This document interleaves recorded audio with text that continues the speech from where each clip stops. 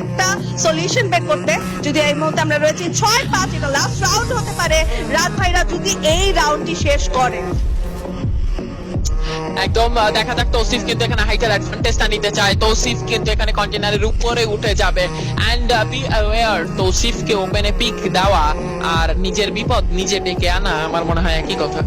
Sniper যখন high গ্রাউন্ডে থাকে উপর থেকে এসে বুলেটের রেইন করতে পারে এবং একটা ভালো স্নিক পিক তার জন্য খুঁজে বের করা একদম আমি বলবো যে একটা পিস অফ কেক, এবং সেটাই তিনি করতেছে। একদম হাই গ্রাউন্ডে বসেছেন, এমন একটা জায়গায় উঠেছে যে সামনে থেকে যে কোনো প্লেয়ার আসবে তার শুধু মাথা দেখা যাবে এবং তিনি শটটা প্রোভাইড করবেন।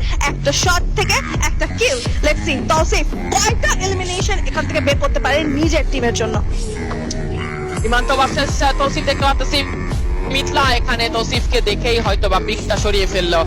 একটা উঠবেকার নিয়েও স্নাইপারের মতো এইমিং ভাই, মানে একটা প্লেয়ারের চাইজ এইম কতটা দুর্দান্ত হলে সে এই দুঃসাহস দেখাইতে পারে। আসলে কম্পিটিটিভ প্লেয়াররা চ্যালেঞ্জ নিতে পছন্দ করে, আর তাদের সাহসের তো কোনো জুরি নেই।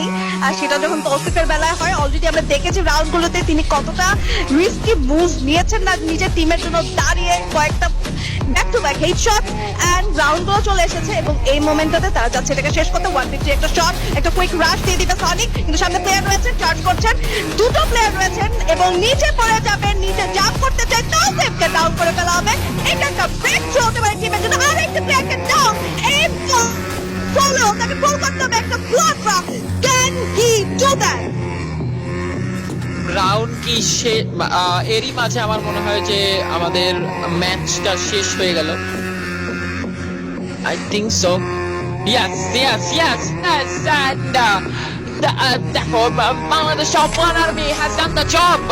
তারা অ্যাকচুয়ালি কাজের কাজটা করে দিয়েছে। MVP is none other than Tausif.